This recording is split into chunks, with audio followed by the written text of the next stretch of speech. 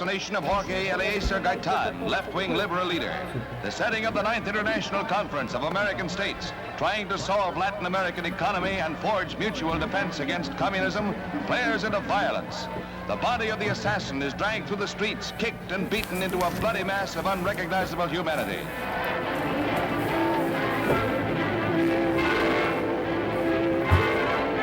Rioters armed with rocks, bombs, and machetes storm through the city, sacking national buildings, while governments call home conference delegates. Through the howling disturbance, Secretary of State George Marshall remained on the scene to resume the interrupted parley.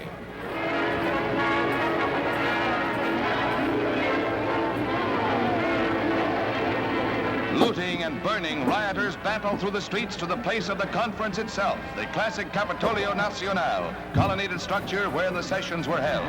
In the Plaza Bolivar, the left-wing mobs attack immobilized streetcars, and the turmoil reaches its height, calling tanks into action. Autos are fired in the insane fury of the mob.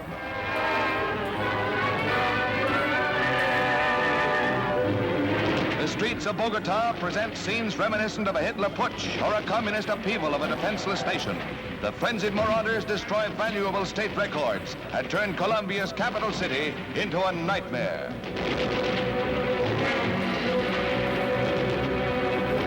The extreme violence requires the full force of loyal government troops and arms to quell the bloody insurrection.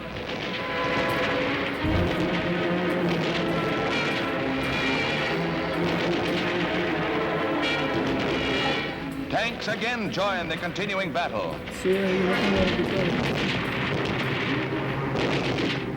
In front of the Capitolio, the political storm wrecks all before it, the building itself being the chief target of the extremists.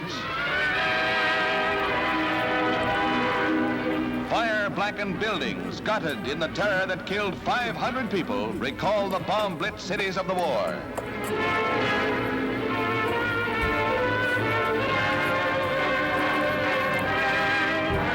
Colombian officials and others interested in the conference had knowledge of the working plans of Red intent to sabotage the parley, but hope for a peaceable conclusion to a program designed in part to combat this very menace. But radicals strike at an opportune time.